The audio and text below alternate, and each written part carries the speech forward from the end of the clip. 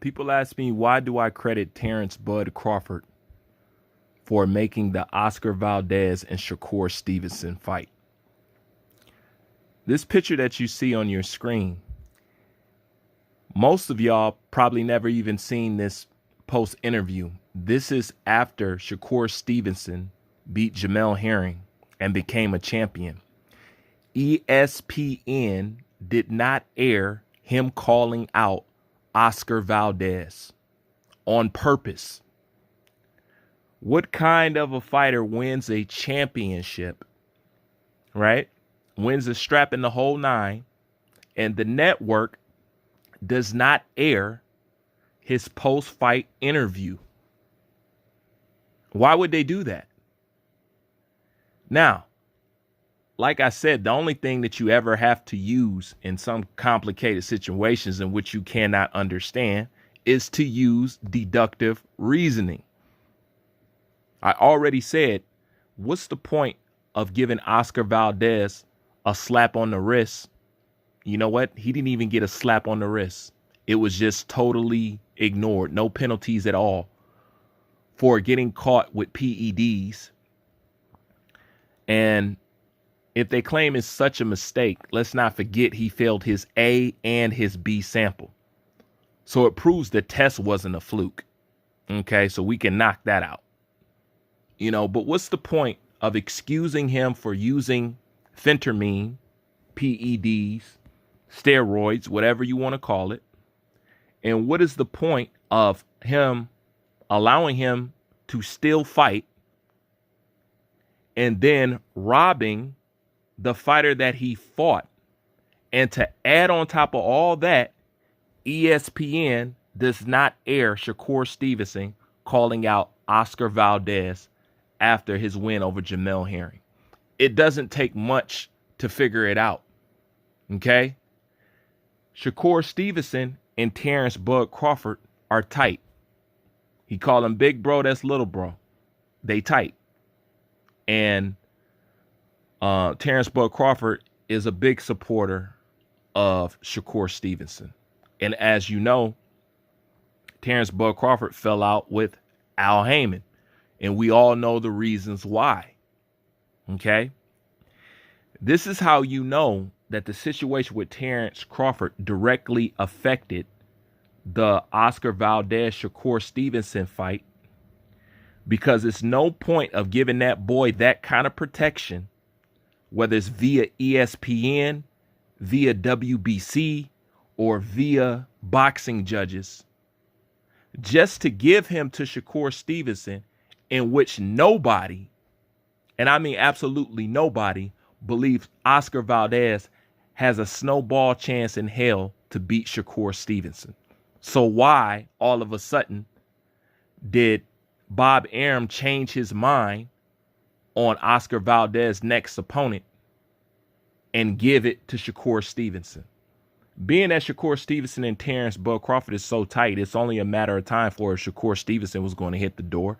So to save face for Top Rank and to basically try to cover up what he's basically been doing since he's been in boxing, we got the Oscar Valdez and Shakur Stevenson fight.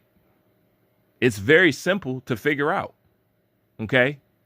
And even the fans who are currently saying that this is a good fight, this is a great fight, everybody's excited about this fight. It's funny.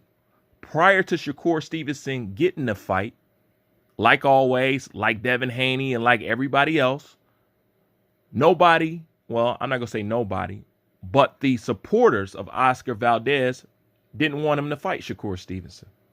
Didn't think it was a good fight.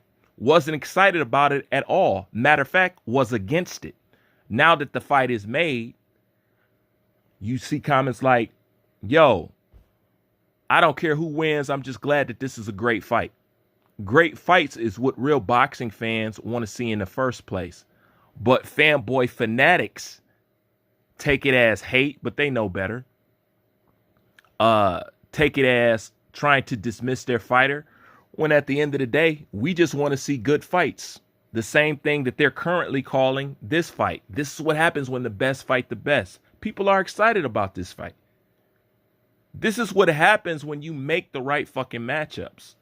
Boxing suffers because it simply don't want to make the best fights that they know that they can make because they're trying to build stars or prolong a boxer's career to get as much money out of their career as they can before they actually take on stiff competition and probably take a loss or get their career ended. That's what's going on in boxing. But boxing can be popular like it was at any point in time when these fighters and these promoters start making the fights that they know is supposed to be made and stop trying to milk every fucking situation and give us garbage pay-per-views and basically feed us crumbs.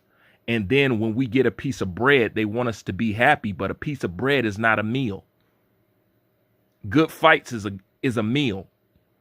You know, it fills your entertainment stomach up. And they keep trying to feed us bread and water. You know, but this is what happens when you make good fights.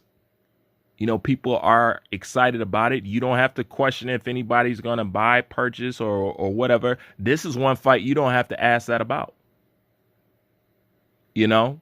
And they say the winner of this fight will be a superstar.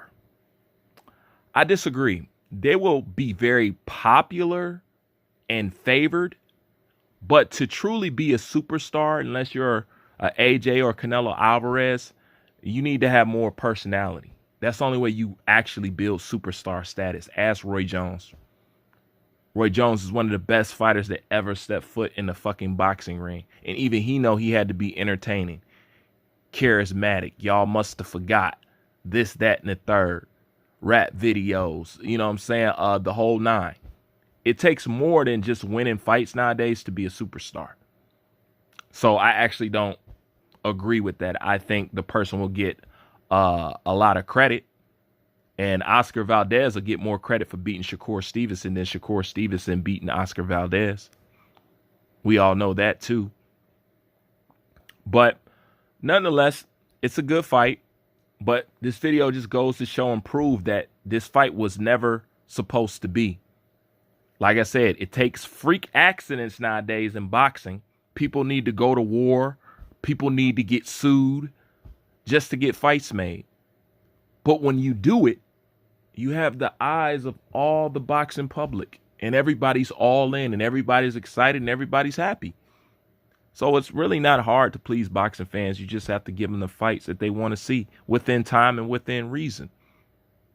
You know? And this sport can be like it was in the 80s and the 90s again. Maybe. You know what I'm saying? Nobody knows. But that's my thoughts on this. I'm out.